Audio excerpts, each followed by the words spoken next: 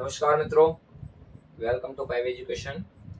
આજે આપણે શીખશું પ્રકરણ નંબર 3, નામ છે ચતુષ્કોણની સમજ. સૌપ્રથમ તો આપણે એના ચેપ્ટરના નામ વિશે થોડું સમજી લઈએ. શું કહેવા માંગે છે? ચતુ એટલે 4. ચતુ એટલે 4. કોણ એટલે ખૂણા. શું? કોણ એટલે ખૂણા. અને સમજ એટલે સમજ કે 4 ખૂણાની સમજ. આખા ચેપ્ટરમાં આપણે એના વિશે સમજવાનું છે, ચતુષ્કોણ વિશે. બરાબર? ચતુષ્કોણ કોને કહેવાય? 4 ખૂણાઓ હોય એને.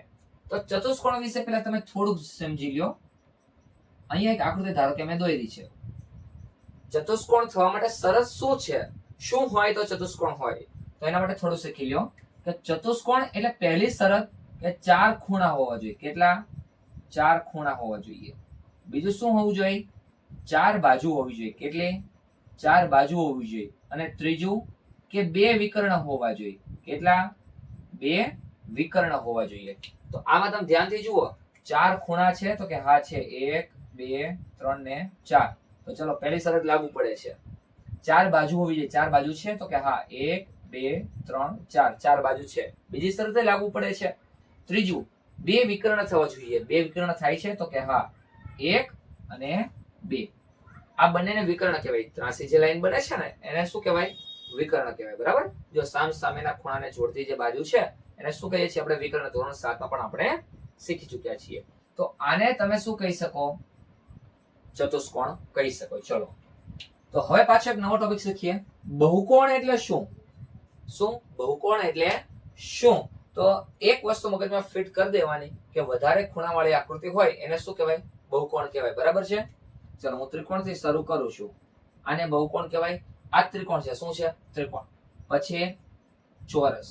તો એક જ વસ્તુ ફિટ રાખવાની મગજમાં. 3 થી વધારે ખૂણાવાળી આકૃતિને શું કહી દેવાનું?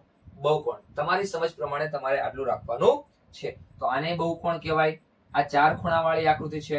પછી આ કેટલા ખૂણાવાળી આકૃતિ છે? તો કે 5 ખૂણાવાળી છે. પછી હવે હું 6 ખૂણાવાળી આકૃતિ દોરું. આ 6 ખૂણાવાળી આકૃતિ છે. હવે હું 7 ખૂણાવાળી આકૃતિ દોરું. આ 7 ખૂણાવાળી આકૃતિ છે. આવી રીતે આગળ આગળ આગળ આગળ વધારે ખૂણાવાળી આકૃતિ આવતી જાય. તો આ બધાને શું કહી શકો તમે? બહુકોણ કહી શકો છો. શું કહી શકો? બહુકોણ. પણ એના એક ચોક્કસ નામ પણ છે. શું છે? એના ચોક્કસ નામ પણ છે. જેવું આના પછીના તરત ટોપિકમાં હું તમને સમજાવવાનું છું કે આના ચોક્કસ નામ શું છે. બરાબર છે? હું તમને સમજાવવાનો છું. બીજો એક ટોપિક સરળ વક્ર. શું છે? સરળ વક્ર. એટલી વસ્તુ યાદ રાખો, સરળ વક્ર એટલે આડું અવળું ના હોવું જોઈએ. આપણે ભાષામાં મજાકમાં કહેતા હોય ને કે સરળ એટલે અઘરું ન હોય એ સરળ, તો અઘરું એટલે જે સરળ ન હોય એ. બરાબર? એવું જ છે. એટલે સમજજો. તો આ શું છે? સરળ વક્ર. વક્ર એટલે વળી ગયેલું. આ બધી બાજુથી વળી ગયેલું છે તો કે હા. અને વક્ર પણ છે તો આને તમે સરળ વક્ર કહી શકો. બીજું તમે આને કહી શકો. જો આવી એક આકૃતિ છે. આને સરળ વક્ર કહેવાય. જો મૂળ તો સાદી રીતે જ વળેલું છે ને, ભલે અંદર વળેલું હોય પણ છે તો સાદી રીતે તેને. બરાબર?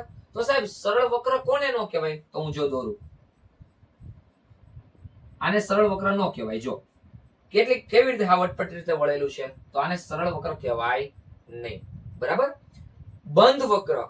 તો બંધ વક્ર એટલે કે બંધ હોવું જોઈએ.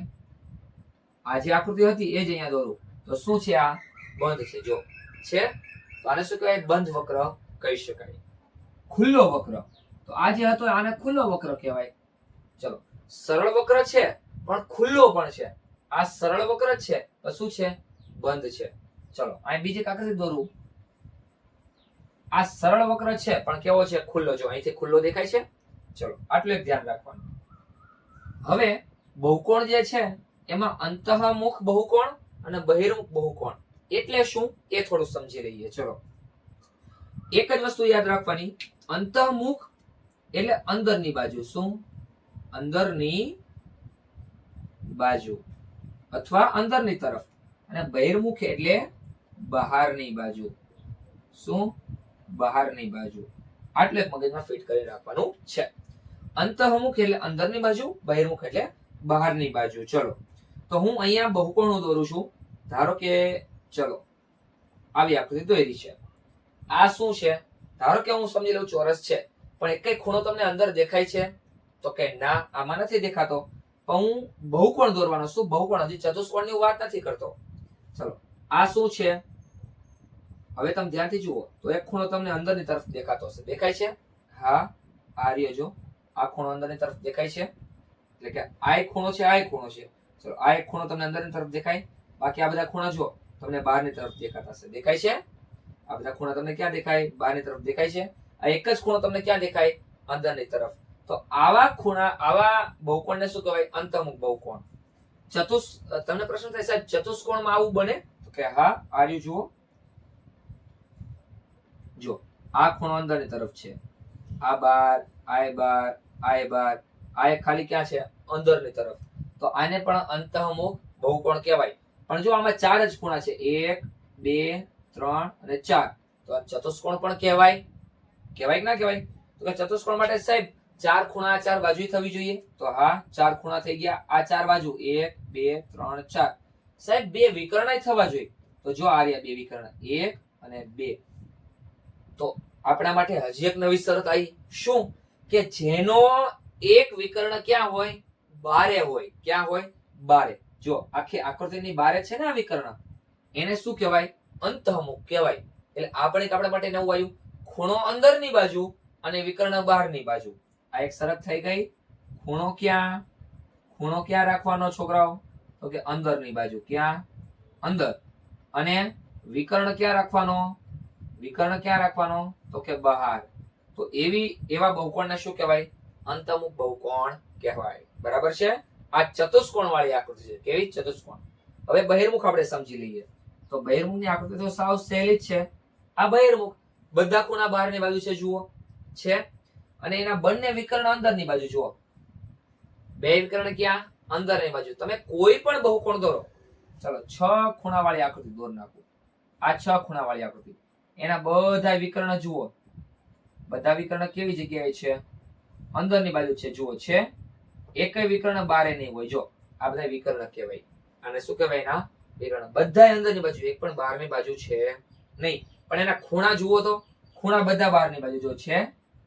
ખૂણા બધા ક્યાં છે? બહારની બાજુ. તો આને શું કહેવાય? બહિર્મુખ બહુકોણ કહેવાય. બરાબર છે? આટલી સમજ પડી ગઈ? તો હવે આપણે આના આધારે સ્વાધ્યાય 3.1 સમજીશું. એકદમ સહેલી રીતે છે અને એકદમ આવડી જાય એવું છે. બરાબર? તમારે મને જવાબ આપવાનો છે. શું જવાબ આવશે?